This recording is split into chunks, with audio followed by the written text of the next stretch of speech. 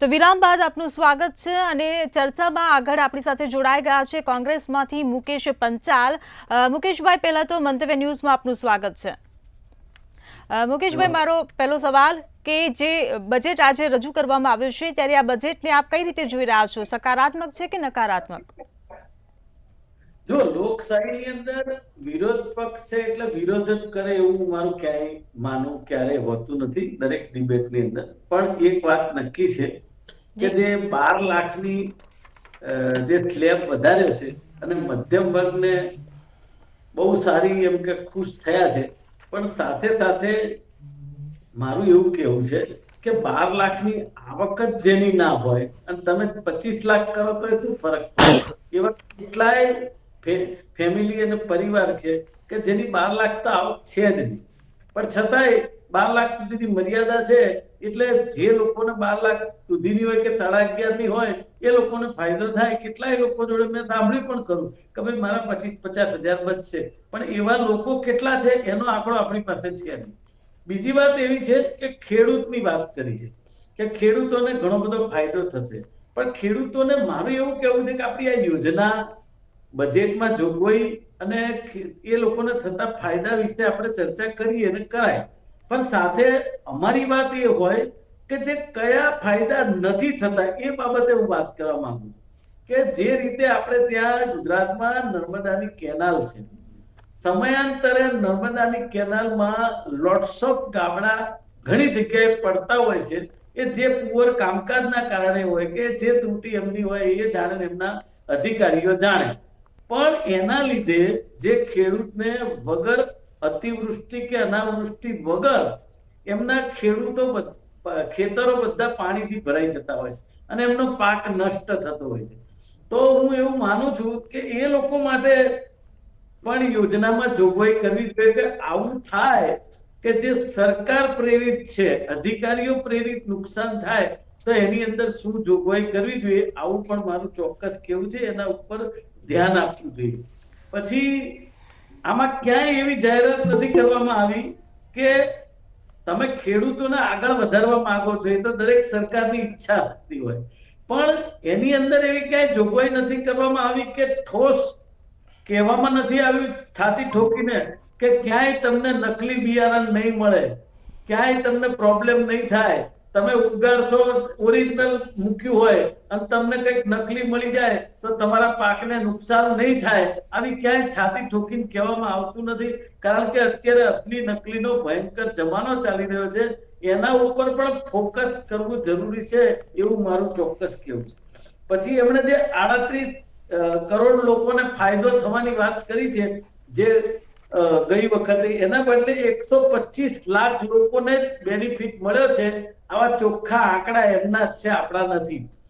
બીજી વાત એવી છે કે જે રીતે આપણે આ બજેટની અંદરની જોગવાઈઓને જોઈએ છે અને નવી નવી યોજના અને સ્કીમો બાબતે ચર્ચા કરીએ છીએ, તો હું મારું ચોક્કસ કહેવું છે કે આ 24-25નું બજેટ છે અને નિર્મલા સીતારામનજીએ ગયા વર્ષે પણ બજેટ રજૂ કર્યું હતું। હવે એ બજેટની પણ આપણે લિસ્ટ લઈને બેસીએ તો આપણને what is the difference of this કે તમે જે યોજના દાખલ કરો છો એનું અમલીકરણ કેટલું થાય છે એના ઉપર સૌથી મોટું ફોકસ હોવું જોઈએ। કોઈ નાની સોસાયટીની મીટિંગ હોય ને તો પણ એની મિનિટ્સ વાંચવામાં આવે કે ગઈ વખતે આપણે શું નક્કી કર્યું હતું અને આજે શું છે, એના ઉપર સૌથી મોટો સવાલ છે કે જે આરંભે સુરા તમે યોજનાઓ ઘણી બધી જાહેર કરો, પબ્લિક ખુશ થાય, અને એમાંય ખાસ કરીને ભારતીય જનતા પાર્ટી અને મોદી સાહેબની પેટર્ન રહી છે કે એ લોકો જે રાજ્યમાં ચૂંટણી હોય એ જગ્યાએ બહુ મોટો ભાર આપે, કોઈ પણ રાજ્ય હોય। તો હું એવું માનું છું કે સેન્ટ્રલનું બજેટ હોય એ લોકલાડીલા પ્રધાનમંત્રી આખા દેશના હોય, એ ખુરશી જે છે એ દેશ માટે છે। તો એના માટે ખાલી તમે પોતાની પાર્ટી જીતે એટલા માટે એ રાજ્યને લગતું વધારે બજેટ આપવું એ મારી દ્રષ્ટિએ યોગ્ય નહીં। બધાને સરખો ન્યાય મળવો જોઈએ એવું મારું કહેવું છે। બીજી વસ્તુ, આની અંદર શિક્ષણ ક્ષેત્રે એવો કોઈ મોટો ફાયદો નથી કરવામાં આવ્યો, કારણ કે જે રીતે હું કહું છું કે જે લોકોને 12 લાખના સ્લેબનો ફાયદો થયો, બરાબર, પણ એનો દીકરો કે દીકરી કે દીકરાઓ પ્રાઇવેટ સ્કૂલોમાં ભણતા હોય, એની તમે ફી જુઓ તો તમને એમ થઈ જાય કે ચાલો આ ફી ભરવી કે ઘરમાં ખાવાનું લાવવું. તો એ ફીની અંદર જે સરકારી સ્કૂલો વધારવી જોઈએ એ વધી નથી હજી જેટલી માત્રામાં, પણ જે રીતે પ્રાઇવેટ સેલ્ફ ફાઇનાન્સ કોલેજોનો રાફડો ખોલી રાખ્યો છે આ 30 વર્ષમાં, એ લોકો પોતાની મરજીથી મનમાની ફી લઈ રહ્યા છે. ડીઓ અધિકારીઓ જેઓ ભ્રષ્ટાચાર કરી રહ્યા છે એના ઉપર લગામ આવવી જોઈએ. જેવું ક્યાંય આમ બજેટમાં કહેવામાં નથી આવ્યું કે આ લગામ લાગશે અને લાખ 2 લાખ તમારો દીકરો દરમિયાન 2, 3, 4 વર્ષનો થાય તમે સ્કૂલમાં મૂકવા જાવ ને તો ઉદ્ગમ સ્કૂલ અમદાવાદની કહું કે સંત કબીર સ્કૂલ કહું કે સેન્ટ ઝેવિયર સ્કૂલ કહું, આ બધી 2-3 લાખ રૂપિયા ડોનેશન અને ફી ના લે ત્યાં સુધી તો એડમિશન આપતી નથી. તમે સમજો આ પરિસ્થિતિનું નિર્માણ અમદાવાદમાં છે, આવું નવું વડોદરા, ગુજરાતમાં, રાજકોટ, ભાવનગર બધી જગ્યાએ છે. તો મારું એવું કેવું છે કે જે રીઢની હડ્ડી કહેવાય મધ્યમ વર્ગ અને સામાન્ય વર્ગની દીકરા દીકરીને ભણાવવા એ સૌથી મોટી એનો સવાલ હોય છે. તો એના ઉપર ધ્યાન બજેટ વખતે આપવું જોઈએ એટલા માટે કે આ જે આપણે વહીવટ કરીએ છીએ, સરકાર કોઈ પણ હોય એ વહીવટ કરે છે ને એ કોઈ એના ખિસ્સામાંથી મુકેશ પંચાલ કે નરેન્દ્રભાઈ મોદી કમાવા નથી જતા. આ પ્રજા ટેક્સના પૈસા આપે છે અને એનો એક સુચારુ વહીવટ કરવા માટે આપણને ચૂંટણી દ્વારા ચૂંટવામાં આવ્યા હોય છે. અને એમાં પણ 2 ફંક્શન છે કે ભાઈ આપણા લોકલાડીલા પ્રધાનમંત્રી સંસદમાં બોલે છે કે લોકશાહી में विरोध पक्ष का मजबूत होना जरूरी है.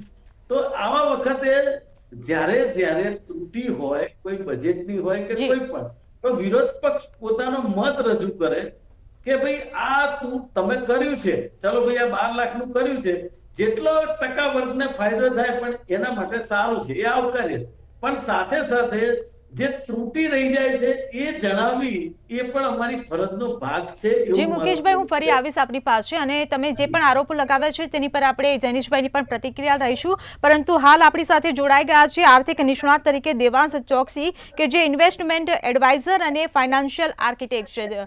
દેવાંશભાઈ, પહેલા તો આપનું મંતવ્ય ન્યૂઝમાં સ્વાગત છે. અને મારો પહેલો સવાલ કે જે પ્રકારે આજે 2025નું જે બજેટ રજૂ કરવામાં આવ્યું છે જેમાં અનેકો જાહેરાતો કરવામાં આવી છે, ત્યારે તમને પૂછવા માંગીશ કે આ બજેટ કેટલું લાભદાયી અને કેટલું ખામીયુક્ત આપના અનુભવો પર. પહેલા તો આપણે આજે બજેટ જે નવું આવ્યું છે એમાં સરકારનો મેઇન ફોકસ એ જ છે કે જેટલા લોકો બને એટલા ન્યૂ રેજિમમાં શિફ્ટ થાય, જેનાથી કેમ કે પહેલા લોકો શું કરતા હતા, માની લો કોઈની ઇન્કમ XYZ અમાઉન્ટ છે બટ ફેક ડિડક્શન ને એ બધું નાખીને પણ ટેક્સ બચાવતા જતા લોકો. અને આજે પણ ઇન્ડિયન ઇકોનોમીમાં એવું નથી કે લોકો પાસે પૈસા નથી, ઇટ્સ લાઈક લોકો પાસે અકાઉન્ટેબલ મની નથી. જે પૈસા પર ટેક્સ ભરાયો હોય એવા પૈસાની કમી છે. એટલે લોકો પાસે પૈસા તો છે પણ એ વિમલના થેલામાં ભર્યા છે. અને સરકારનો એ જ પ્રયત્ન છે કે બેઝિક એક્ઝેમ્પશન લિમિટ જેટલી વધારે એટલે પૈસા શું કહેવાય વ્હાઇટ મનીમાં કન્વર્ટ થાય, જેથી સરકારને એનો ટ્રેસ રહેશે અને ઓબ્વિયસલી વ્હાઇટ મની હશે તો એનું સર્ક્યુલેશન જીએસટી વાયા પાછું સરકારની તિજોરીમાં જ આવવાનું છે. જી બિલકુલ. જૈનિશભાઈ, હું તમને પૂછવા માંગીશ કે મુકેશભાઈ હમણાં જે બજેટને લઈને જે વાત કરી, જે ઘણા બધા આક્ષેપો પણ કર્યા, આપણે થોડીક આક્ષેપોની વાત કરીએ તો એમણે ખેડૂતોની યોજનાની જે વાત કરી, એમણે ફાયદા નુકસાનની જે વાત કરી, ત્યારે તેમણે નર્મદા કેનાલમાં જે ગાબડા પડતા હોય છે તેની વાત કરી. નાની નાની જે આ બધી મુશ્કેલીઓ હોય છે તેનું નિરાકરણ નથી આવતું એવા આક્ષેપો અત્યારે હાલ મુકેશભાઈ કરી રહ્યા છે.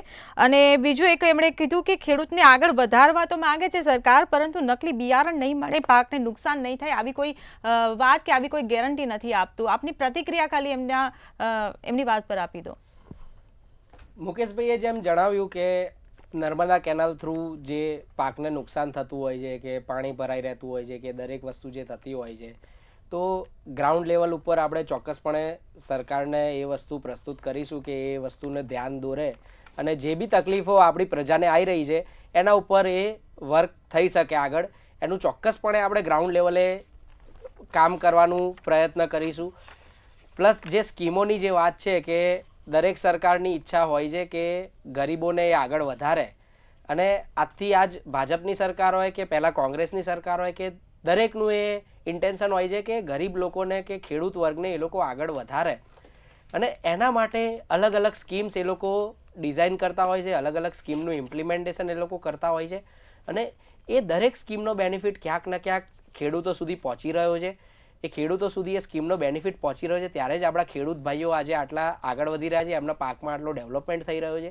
અને આપણે એક રિસન્ટ ડેટા જોઈએ કે 20 કરોડ લોકો ગરીબ રેખાથી જે બહાર આવ્યા છે ગયા વર્ષે, એ ક્યાંક ને ક્યાંક આ બધી સ્કીમ, ક્યાંક ને ક્યાંક ગવર્મેન્ટના બધા સ્ટેપ્સ, એ પછી આજ ભાજપની સરકાર હોય કે પૂર્વ કોંગ્રેસની સરકાર હોય કે કોઈ બી સરકાર હોય, એ બધાની એક સ્કીમોના ઇમ્પ્લિમેન્ટેશનના લીધે જ આપણે ઇન્ડિયાનું કે ભારતનું ડેવલપમેન્ટ થઈ રહ્યું છે. જી બિલકુલ મુકેશભાઈ, હું તમને પૂછવા માંગીશ કે જે બજેટ રજૂ થયું છે તેમાં મધ્યમ વર્ગ પર ખાસ ભાર મૂકવામાં આવ્યો છે, ત્યારે હું તમને એ પૂછવા માંગીશ કે રોજગારી અને મોંઘવારી આ બંનેની વધઘટ માટે આપ શું કહેશો? જો મોંઘવારી ઘટી શકે એવું આમાં ક્યાંય દેખાતું નથી. તમને કહું એનું કારણ છે કે જે રીતે જીએસટી નું ઇમ્પ્લિમેન્ટેશન છે ને, એ રીતે તમે જોવા જાઓ તો નાનો મારો બાબાનો બાબો હોય 3 વર્ષનો, એ પોપકોર્ન ખાય ને તો એના ઉપર જીએસટી છે. તમે સિમ્પલી દહીં લાવો ને ઘરમાં, દૂધ દહીં, તો એના ઉપર જીએસટી છે. તો મારું એવું કેવું છે કે મધ્યમ વર્ગના સામાન્ય વર્ગને ફાયદો કરવા માટે જો આપણે બજેટની અંદર કેમ જોગવાઈ ના કરી શકીએ? આ જે સ્લેબ વધારે છે, આ એક અમુક વર્ગને, અમુક ટકા લોકોને જ ફાયદો થાય. બાકી તમે દરેક વર્ગ માટે બજેટ એક એવી વસ્તુ છે કે સામાન્ય વર્ગ અને નીચલા વર્ગને વધારે ધ્યાન એટલે રાખવું પડે કે લગભગ 70% વર્ગ થવા જાય છે. કારણ કે જો જ્યાં સુધી પેટની અંદરની ભૂખ છે ને એ નહીં મટે ને ત્યાં સુધી કશું થવાનું નથી.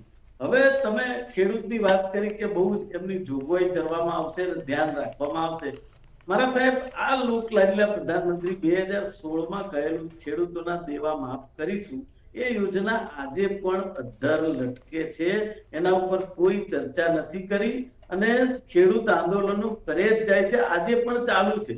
અને આ એ સરકાર છે, હિરલ, કહેવા માંગુ છું કે 700 ખેડૂતોના મોત પછી જાગે અને ક્યાંક સમાધાન કરવાનો રસ્તો શોધે, તો હું એવું માનું છું કે મારા જગતનો તાત ક્યારેય એવું ન વિચારે કે એ પોતે આત્મહત્યા કરીને પોતાનું જીવન ટૂંકાઈ દે. ક્યારે કે આંદોલન ઉપર આંદોલન થાય, તમે એમની વાત માટે એમને બોલાવો નહીં, ચર્ચા ના કરો અને પછી છેવટે મોતને ભેટે. તો આજે દરરોજ 31 ખેડૂતો મોતને ભેટે છે. તમે સમજો તો કોઈ માણસને ભગવાને જિંદગી આપી હોય એ કઈ સુસાઇડ કરી લેવા માટે તો આપી નથી. તો ક્યાંક ને ક્યાંક આ સરકારની ખામી છે એવું ચોક્કસ દેખાય છે. અને ખામી એટલે કહેવી પડે કે આપણે બજેટને ખૂબ સારું કહી રહ્યા છીએ, પણ સારાની સાથે જોગવાઈ બીજી પણ જે હું કહું છું એ હોવી જોઈએ. બીજી વાત એવી છે કે આજે દેશના ખેડૂતો ઉપર 18 લાખ કરોડનું દેવું છે. તમે સમજો પર ખેડૂત. જી બિલકુલ મુકેશભાઈ, હું આપને અટકાવવા માંગીશ.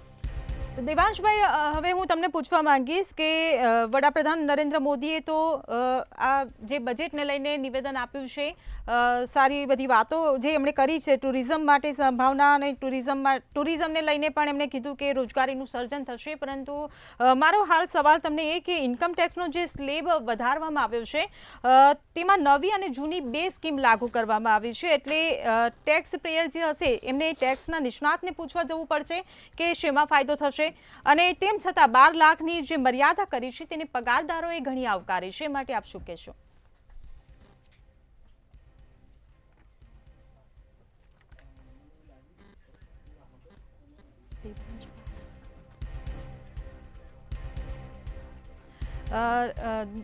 દેવાંશભાઈ સાથે હાલ સંપર્ક તૂટી રહ્યો એવું લાગી રહ્યું છે.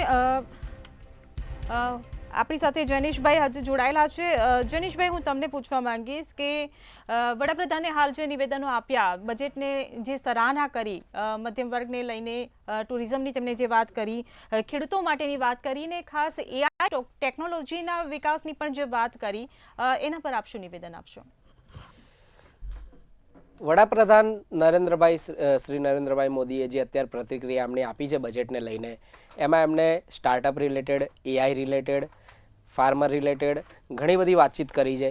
AI ટેકનોલોજી જ્યારે આપણે આજ જોઈ રહ્યા છીએ કે ChatGPT છે, જેમિની છે, એવી ઘણી બધી બહારની AI ટેકનોલોજી જે અત્યારે હાલનો વર્ગ ખૂબ યુઝ કરી રહ્યો છે અને જે આપણી એક લાઈફ ઇઝી બનાવી રહ્યું છે, એ જ એઆઈનું ડેવલપમેન્ટ આપણા ઇન્ડિયામાં એક આપણી ભારતીય એક કંપની દ્વારા શોર્ટ ટાઈમમાં થવાનું એવું આજથી પહેલાં બી આપણે એક યુનિયન મિનિસ્ટરે કીધું હતું કે 8 થી 10 મહિનામાં એઆઈ ટેકનોલોજી આપણે ભારતમાં બી વિકસિત થઈ જશે અને એ એઆઈ ટેકનોલોજી આજ એઆઈનો જમાનો છે તો એક રિવોલ્યુશનરીઝ વર્ક કરવા જઈ રહ્યું છે એઆઈ ટેકનોલોજી.